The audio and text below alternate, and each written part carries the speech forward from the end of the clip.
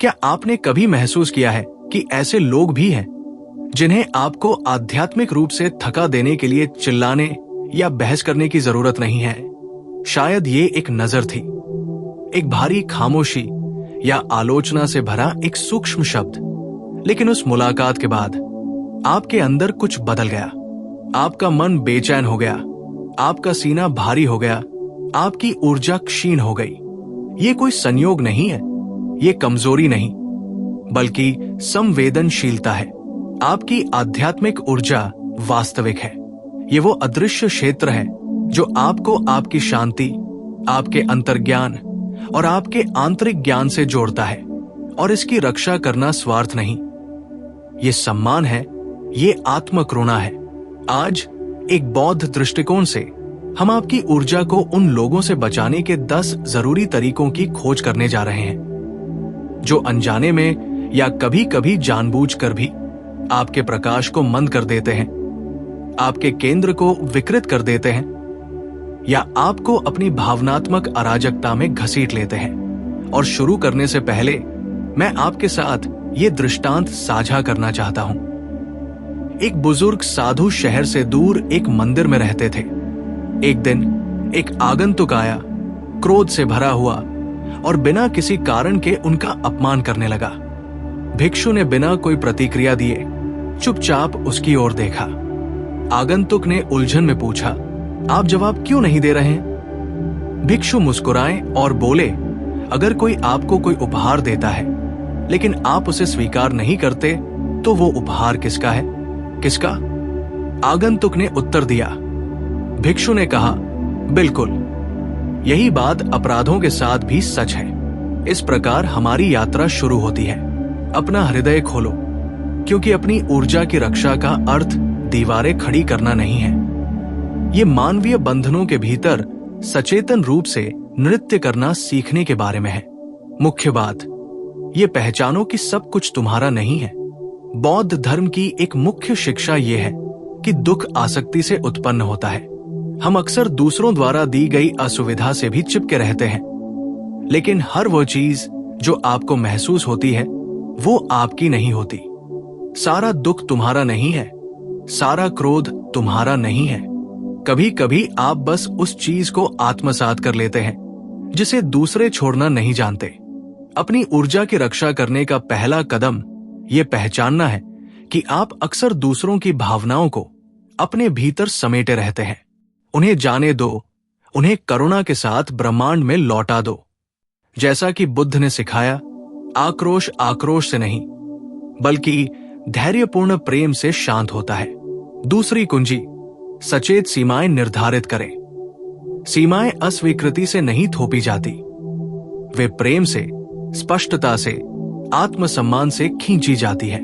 जो व्यक्ति अपनी आध्यात्मिक ऊर्जा का सम्मान करता है वो कहना सीखता है, यहां तक कोई दोष नहीं, क्योंकि हर बार जब वे किसी आक्रमण की अनुमति देते हैं तो वे अपने आंतरिक प्रकाश को बुझा रहे होते हैं। सीमाएं रोकती नहीं, रक्षा करती है। वे एक बगीचे की तरह हैं। वे दुनिया को नकारती नहीं, बल्कि वे चिन्हित करती है कि आप कहां फलते फूलते हैं। तीसरी कुंजी, उनका खेल न खेले। विषैले लोगों को आपकी प्रतिक्रिया, अपना बचाव, बहस और उन्हें सशक्त बनाने की जरूरत होती है। लेकिन जब आप वो खेल न खेलने का फैसला करते हैं तो कुछ बदल जाता है।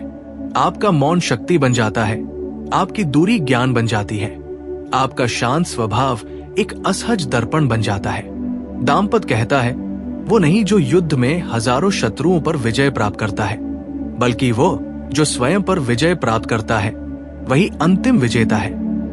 अराजकता का जवाब न देना एक आंतरिक विजय है। चौथी कुंजी, अपने मन को प्रतिदिन प्रशिक्षित करें। यदि आपका मन अनुशासनहीन है तो शांति की अपेक्षा न करें। ध्यान, मौन, मंत्र और सचेत श्वास आपके ऊर्जा क्षेत्र को मजबूत करने के शक्तिशाली साधन है। बौद्ध धर्म सिखाता है कि एक प्रशिक्षित मन प्रतिक्रिया नहीं करता। अवलोकन करें और उस अवलोकन से चुनाव करें। यही चुनाव स्वतंत्रता है। प्रतिदिन कुछ मिनट स्वयं को, अपने केंद्र को, अपने प्रकाश को समर्पित करें। शांत मन से अधिक शक्तिशाली कोई सुरक्षा नहीं है। 5वीं कुंजी, अपचान का अभ्यास करें। जब कोई आपका अपमान करता है तो वो आपका वर्णन नहीं कर रहा होता, वो स्वयं का वर्णन कर रहा होता है। बुद्ध ने ये स्पष्ट रूप से सिखाया। कोई आत्मा नहीं है, केवल कारण, परिस्थितियां और प्रभाव है। आलोचना, प्रशंसा या दूसरों की राय से अपनी पहचान न बनाएं। आप दूसरों की धारणा से कहीं अधिक है। स्वयं से अपनी पहचान बनाना स्वयं को गुलाम बनाना है। बिना आसक्ति के अवलोकन करना स्वतंत्रता है। 6ठी कुंजी, वर्तमान में निवास करें। विषैले लोग अक्सर आपको अपराधबोध के साथ अतीत में या भय के साथ भविष्य में घसीटते हैं, लेकिन सच्ची आध्यात्मिक शक्ति तब जन्म लेती है जब आप वर्तमान में निवास करने का निर्णय लेते हैं।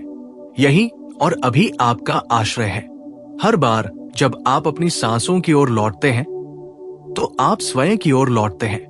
हर बार जब आप अपने पैरों को जमीन पर महसूस करते हैं तो आपकी आत्मा लौट आती है। विषाक्तता जड़ से उखाड़ने पर पनपती है। उपस्थिति से अपनी रक्षा करें। 7वीं कुंजी, अपने वचन की एक पवित्र क्रिया के रूप में रक्षा करें। बौद्ध धर्म में सही ढंग से बोलना आर्य अष्टांगिक मार्ग का एक हिस्सा है। सच बोले, बिना किसी आक्रामकता, तुच्छता या कपट के। जब आप शांति से बोलते हैं तो आपकी ऊर्जा प्रबल होती है। जब आप गपशप, आलोचना या शिकायत में पड़ जाते हैं तो आप कमजोर हो जाते हैं। आपका हर शब्द एक अर्पण या ऊर्जा का क्षय है। सावधान रहें, कम लेकिन गहराई से बोले। 8वीं कुंजी, बिना दोषारोपण के चले जाएं। कुछ बंधन ऐसे होते हैं जिनके लिए अंतिम बातचीत की आवश्यकता नहीं होती। कुछ दूरियां ऐसी होती हैं जिनके लिए स्पष्टीकरण की आवश्यकता नहीं होती। दूर जाना हमेशा एक अचानक किया गया कार्य नहीं होता। ये कोमल, मौन, स्वाभाविक हो सकता है, जैसे सूखे नाले से बहता पानी रुक जाता है। बुद्ध ने कहा, बुराई मत करो, सब अच्छा करो, अपनी आत्मा को शुद्ध करो। दूर चले जाना कभी कभी उस आत्मा की देखभाल करने का सबसे शुद्ध तरीका होता है। 9वीं कुंजी, दृश्य, अपने चारों ओर प्रकाश फैलाएं। मुश्किल लोगों से मिलने से पहले अपनी आंखें बंद करें, सांस लें और कल्पना करें कि आपके पूरे शरीर में एक सफेद प्रकाश व्याप्त है। वह प्रकाश आपका आध्यात्मिक क्षेत्र, आपकी ढाल, आपका मंदिर है। कल्पना करें कि कोई भी नकारात्मक चीज इससे होकर नहीं गुजर सकती, कि आपका केंद्र अक्षुण्ण है। कल्पना करना कल्पना नहीं है, ये आध्यात्मिक अभ्यास है, ये गतिशील ऊर्जा है, ये आंतरिक शक्ति है। कुंजी 10, याद रखें कि सब कुछ बीत जाता है। कोई भी व्यक्ति, चाहे कितना भी प्रबल क्यों न हो, हमेशा के लिए नहीं रहता। कोई भी विषाक्त स्थिति शाश्वत नहीं है। बौद्ध धर्म अनित्यता का नियम सिखाता है। सब कुछ बदलता है, सब कुछ रूपांतरित होता है, यहां तक कि आप भी। और जब आप इसे गहराई से समझ लेते हैं तो आपको डर नहीं लगता, क्योंकि आप जानते हैं कि तूफान भी रास्ते का हिस्सा है और उसके बाद हमेशा प्रकाश रहता है। अब मैं आपको कुछ सेकंड के लिए अपनी आंखें बंद करने के लिए आमंत्रित करता हूं। गहरी सांस ले और मन ही मन दोहराए, मेरी ऊर्जा पवित्र है, ये मेरी है। मैं उसे ग्रहण नहीं करता जो मुझे विकसित नहीं करता। मैं खुद का सम्मान करता हूं, मैं अपनी रक्षा करता हूं, मैं खुद को चुनता हूं। इन शब्दों को सुंदर वाक्यांशों की तरह न समझें, बल्कि अपने आप में, अपने केंद्र में, अपनी आत्मा में लौटने के एक कार्य के रूप में महसूस करें। अपनी आध्यात्मिक ऊर्जा की रक्षा करना कोई विलासिता नहीं है, ये स्वयं के प्रति एक कर्तव्य है। ये एक अधिक सचेत, उज्ज्वल, अधिक प्रकाशमान जीवन की ओर पहला कदम है। एक पल के लिए कल्पना कीजिए कि आप एक शांत झील की तरह हैं। चाहे आपके आसपास कितना भी शोर हो रहा हो, कितनी भी तेज हवा चल रही हो, या उसकी सतह पर कितने भी पत्थर गिर रहे हो, आप विचलित न होने का चुनाव कर सकते हैं। आप शांत रहना चुन सकते हैं, और यही शांति, यही आपकी असली शक्ति है। बौद्ध धर्म में एक गहन शिक्षा है। आत्मा व्यक्ति को बुद्ध भी बनाती है और दानव भी। एक बार आत्मा खो जाने पर व्यक्ति दानव बन जाता है। जब आत्मा प्रकाशित होती है तो वो बुद्ध बन जाता है। इसका अर्थ है कि बाहर जो होता है वो आपको परिभाषित नहीं करता, बल्कि आप उसे अपने भीतर कैसे जीते हैं ये आपको परिभाषित करता है। हर बार जब आप क्रोध के बजाय ज्ञान से प्रतिक्रिया करने का चुनाव करते हैं तो आप मध्य मार्ग का अभ्यास कर रहे होते हैं। हर बार जब आप प्रतिक्रिया करने के बजाय अवलोकन करना चुनते हैं तो आप अपने ज्ञानोदय का विकास कर रहे होते हैं। विषैले लोग मौजूद हैं, लेकिन वे आपको नष्ट करने के लिए नहीं हैं, बल्कि वे आपको आपका वो हिस्सा दिखाने के लिए है जिसे अभी भी शक्ति, स्पष्टता या आत्म प्रेम की आवश्यकता है।